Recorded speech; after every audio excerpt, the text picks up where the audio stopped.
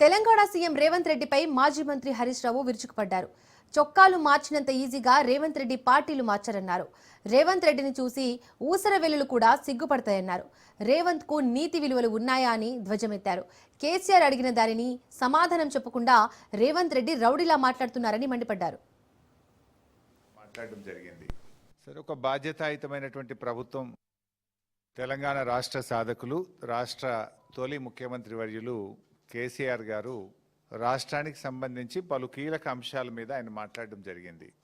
ఒక బాధ్యతాయుతమైనటువంటి ప్రభుత్వం దాని మీద వారు లేవనెత్తినటువంటి అనేక అంశాలను అయితే నివృత్తి చేయాలి, లేదా వాటి మీద చర్చించి సవరించుకోవాలి, సరి అయిన వివరణ ప్రజలకు ఇవ్వాలి. రేవంత్ రెడ్డి గారు అంటే ఎంత మరుగుజ్జు మనస్తత్వం అంటే కేసీఆర్ గారు 7ంటికి ప్రెస్ మీట్ అయితే ఆయన 9 గంటలకు రాత్రి 9:30కి ఇంట్లో చిట్చాటు పెట్టడం అంటేనే ఆయన ఎంత సంకుచిత మనస్తత్వంతో ఎంత మరుగుజ్జు మనస్తత్వంతో ఆయన గారు ముఖ్యమంత్రి పనిచేస్తుండో మనకు అర్థమవుతా ఉంది.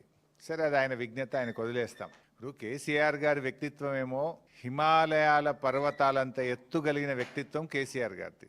రేవంత్ రెడ్డిది ఏమైపోయిందంటే ఒక మరుగుజ్జు మనస్తత్వం, సంకుచిత భావాలు కలిగినటువంటి వ్యక్తి. కేసీఆర్ గారు నిన్న ఒక స్టేట్స్మెన్ లాగా మాట్లాడారు, కానీ రేవంత్ రెడ్డి గారు నిన్న చిట్చాట్ రూపంలో మాట్లాడింది ఎట్లుందంటే ఒక స్ట్రీట్ రౌడీ లాగా మాట్లాడినట్టు ఉన్నది. సో ఒక గల్లీ గుండా ఓ దాదా మాట్లాడినట్టుగా ఒక స్ట్రీట్ రౌడీ లాగా రేవంత్ రెడ్డి గారు మాట్లాడారు. ఇంత చిల్లరగా మాట్లాడతారా? ఆయన కేసీఆర్ గారు చాలా గొప్పగా ఆయన మాట్లాడుతూ ఒక మాట అన్నారు, తెలంగాణకు నొక్కుబడనీయను అన్నాడు. తెలంగాణకు నొక్కుబడనీయను అని కేసీఆర్ గారు అంటే ఈ ముఖ్యమంత్రికి, ఈ సాగునీటి మంత్రికి ఎందుకంత నొప్పి కలిగిందో నాకు అర్థమైతలేదు. ఎందుకంటే తప్పు చేసింది కనుక మీకు నొప్పి కలిగింది, రాష్ట్రానికి మీరు అన్యాయం చేసింది కనుక, సురుకు తలిగింది కనుక, మీరు సమాధానం లేదు కనుక ఫ్రస్ట్రేషన్లో ఆ చిల్లర మాటలు మాట్లాడినారు. కేసీఆర్ గారి వ్యాఖ్యలతో రేవంత్ రెడ్డి తెలంగాణ ద్రోహిగా నిన్న స్పష్టంగా రాష్ట్ర ప్రజల ముందు కేసీఆర్ గారు నిలబెట్టారు. ఉత్తమ్ కుమార్ రెడ్డి గారు ఉత్తర కుమారుడుగా నిన్న తేలిపోయినటువంటి పరిస్థితి.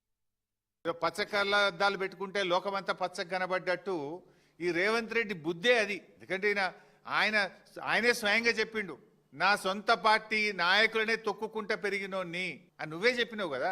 నీ నాయకుడు, నీ మంత్రి కోమటిరెడ్డి వెంకటరెడ్డే చెప్పిండు, 50 కోట్లు పెట్టి మావాడు పిసిసి అధ్యక్ష పదవి కొనుక్కున్నాడు అని.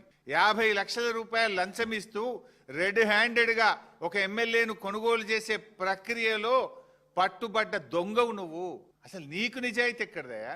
మా దృష్టిలో ఒక పార్టీ అనేది తల్లి లాంటిది, పార్టీ అధ్యక్షులు ఒక తండ్రి లాంటి వారు. 25 సంవత్సరాలుగా ఒక రాజకీయ పార్టీలో నిజాయితీగా, నిక్కచ్చిగా నాయకుడి అడుగుజాడల్లో త్యాగాల పునాదుల మీద ఎదిగిన నాయకత్వం మాది. నువ్వేందే చదువుకున్నది బీజేపీ లాంటి నువ్వే చెప్తివి, అదే విధంగా పెరిగిందేమో తెలుగుదేశం లాంటివి, నౌకరేమో కాంగ్రెస్ లో చేస్తున్నా అనబట్టివి. రేపేడుంటావో తెలియని రకం నువ్వు. పుట్టుకో దాంట్లో, చదువో దాంట్లో, నౌకరో దాంట్లో, రేపెండ్లుంటావో నువ్వు.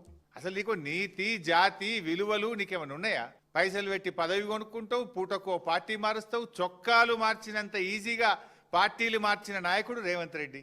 అరే, మేము సిల్వర్ జూబ్లీ జరుపుకున్నాం, ఎమ్మెల్యే పదవిని, మంత్రి పదవిని మా నాయకుడు ఆదేశిస్తే గడ్డిపోచల్లాగా త్యాగాలు చేసిన చరిత్ర మాది, వెన్నుపోట్లు పొడిచిన చరిత్ర నీది.